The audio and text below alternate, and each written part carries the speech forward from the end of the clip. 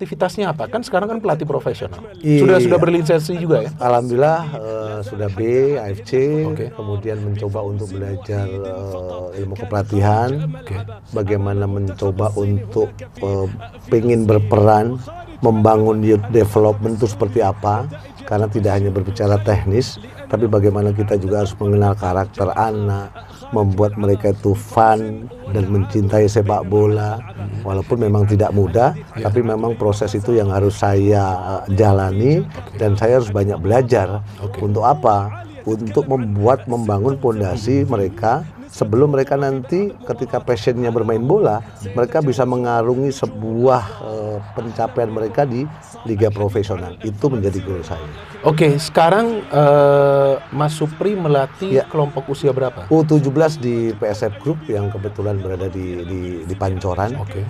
Kemudian juga ada beberapa klub yang berafiliasi, tapi saya lebih fokus di U17 karena menurut saya adalah pemain-pemain ini adalah cikal bakal para pemain-pemain yang nanti akan mengarungi kompetisi di Liga 4, Liga 3, Liga 2. Tinggal komitmen dan kemauan dan passion mereka untuk giat berlatih dan bekerja keras. Oke, saya ingin tanyakan walaupun memang Mas Supri hanya melatih youth development ini atau melatih para pemain muda kita di akademinya, saya ingin menanyakan soal potensi para pemain kita. Seperti apa yang sekarang Mas Supri lagi melatih? Ya, memang banyak potensi yang ada di kita, terutama di area Jakarta ya, yang memang bisa diharapkan untuk bisa tampil, diharapkan untuk bisa progres karena mereka memiliki knowledge, memiliki kemampuan teknik skill yang baik dalam berlatih. Kemudian yang menjadi kendala adalah sebuah kompetisi. Karena kematangan seorang pemain usia muda, kalau hanya kemampuan teknik skill aja nggak cukup kalau tidak ditempa dari kompetisi. Oke, tentu kita akan berbicara soal kompetisi untuk pemain usia muda, tapi sebelum itu saya ingin menanyakan kepada Mas Supri yang juga lama bermain di Liga Indonesia. Saya ingin menanyakan bagaimana Mas Supri sekarang melihat persaingan di Liga Indonesia kita atau di sekarang namanya Super League ya, sebelumnya namanya kan Liga 1 ya. Betul. Dalam 3 tahun terakhir, kan dalam 3 tahun terakhir ini yang menjadi juara PSM Makassar, Persib Bandung, ya kan. Nah, dan tahun ini atau musim ini baru juga beberapa pekan kan berjalan kan. Nah, dari segi persaingan dulu saya ingin menanyakan kepada Mas Supri, seperti apa Mas Supri lihat? Artinya sebetulnya klub-klub mana saja sih sebetulnya yang punya potensi atau punya peluang untuk menjadi juara? Iya, 3 musim ini kan bisa dikatakan musim yang memang ketua umum federasi mencoba untuk lebih mengupgrade lagi kualitas kompetisi, kemudian juga menselaraskan, kalau saya lihat ya, menselaraskan antara bisnis dan kompetisi. Walaupun memang ujung dari kompetisi adalah tim nasional, pemain-pemainnya banyak yang terpilih dan bermain untuk tim nasional. Tapi dengan 3 musim terakhir ini jelas banyaknya keluar masuk pemain-pemain asing. Harapan saya mampu membawa value sepak bola Indonesia, satu. Yang kedua, untuk di level klub, pastinya kan klub licensing itu kan butuh juga poin untuk para klub-klub kita yang berada atau bisa mampu menjuara itu bisa mampu untuk playoff di Liga Champion. Artinya poin di situ. Tapi dengan sekarang banyaknya pemain asing, pasti persaingan pasti ketat. Kemudian pemain-pemain lokal kita juga diharapkan untuk lebih benar-benar memiliki komitmen bahwa dengan persaingan ketat mereka harus benar-benar memiliki kemauan keras untuk bekerja keras dan bisa mendapatkan satu tempat di posisi manapun. Yang bermain di center back, yang bermain di full back kanan, full back kiri, full back kanan, full back. Karena apa? Dengan 7 pemain asing jelas bahwa kuotanya akan terbatas, menit bermain mereka juga akan terbatas. Tinggal mau tidak mereka itu berkompetisi. Iya betul, kan musim ini ada aturan baru ya, yang baru saja tadi Anda katakan 7 pemain asing yang diperbolehkan bermain secara bersamaan ya. Nah ini kan ada pro dan kontra. Ya kalau yang pro mengatakan ya kan para pemain asing ini juga akan ditambah kuotanya agar membuat kompetisi menarik ya untuk dinonton ya, agar kualitas permainan itu lebih baik. Dan juga mereka mengatakan ya ini bagus juga untuk para pemain lokal biar mereka bisa bersaing ya kan. Tapi kalau bagi yang kontra menilai, wah dengan begini banyak para pemain asing, ini gimana caranya para pemain muda kita? Walaupun ada aturan bahwa pemain usia U23 wajib main minimal 45 menit. Ya, tapi kalau mau dimainkan lebih ya terserah dari pelatih, ya kan, jadi tergantung performa.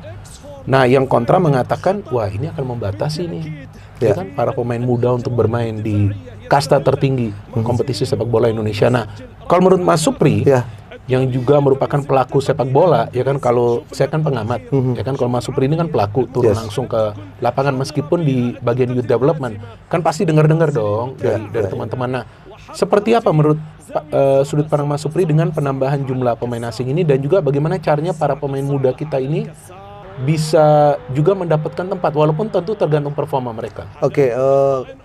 Saya melihat begini ya, berbicara market sepak bola Indonesia itu kan besar, ya kan, satu. Dengan adanya dinamika pro kontra banyaknya pemain asing, saya pikir wajar-wajar saja. Karena apa? Membangun sebuah kompetisi menselaraskan dengan sepak bola, prestasi dan entertain itu kan nggak gampang. Apalagi sepak bola dengan sudah disiarkan di televisi, artinya ada sisi bisnis itu, ya kan? Dari sisi bisnis pasti akan mendatangkan banyak income. Nah, salah satunya upaya untuk menambah pemain asing, saya pikir ini adalah langkah yang tepat untuk menselaraskan antara bisnis, prestasi, dan entertain. Tinggal bagaimana yang tadi saya sampaikan, bahwa ini tidak mudah untuk pemain-pemain lokal. Walaupun bagaimana ketika mereka itu sudah memiliki label profesional, mereka tetap harus fight, mereka tetap harus bekerja keras. Untuk apa? Untuk mengamankan tempat agar bisa mendapatkan menit bermain. Karena apa? Dengan 7 praktis hanya 4 pemain yang akan mendapatkan tempat nanti. Mungkin di sisi flank kanan, flank kiri, atau bek kanan, bek kiri. Kalau menurut saya pro kontra wajar lah, tapi tetap upaya ini harus ditempuh untuk menaikkan value sepak bola kita, poin klub-klub kita, agar apa? Mudah-mudahan ketika masuk Liga Champions tidak harus lewat play-off. Ya, betul juga. Dan saya pikir ada juga kok pemain-pemain muda kita yang bisa bersaing, yang bisa masuk ke tim, ya kan, bisa menggeser juga para pemain asing. Bahkan pelatih dari Persija, Mauricio Souza, mengatakan sebelumnya bahwa dia tidak membedakan antara pemain asing dengan pemain lokal. Ya, pokoknya yang penting bisa perform, dan dia buktikan itu. Dia memberikan menit bermain kepada para pemain muda yang memang dia melihat bisa bermain bagus, ya, yang memang bisa memberikan kontribusi, bukan cuma dalam urusan gol, assist, tapi secara permainan dia pertahankan juga di atas lapangan. Sama juga seperti Boyan Hodak, ketika dia melihat ada pemain yang bisa memberikan kontribusi, dia mainkan. Tapi ketika dia melihat, wah ini kenapa drop ya, nah pasti akan dia ganti. Tapi selama ini kalau Mas Supri melihat, apakah dari segi masuknya para pemain muda kita ini ke klub-klub profesional yang bermain di kasta tertinggi, apakah ini ada perkembangan yang signifikan nggak sih? Artinya dari jumlah pemain muda yang bermain di kasta tertinggi. Iya, kalau saya melihat begini, dengan adanya pemain-pemain asing, dengan adanya pelatih-pelatih asing, harapan saya pribadi, walaupun saya pernah berada di Liga Indonesia, harapan saya adalah transfer knowledge itu terjadi.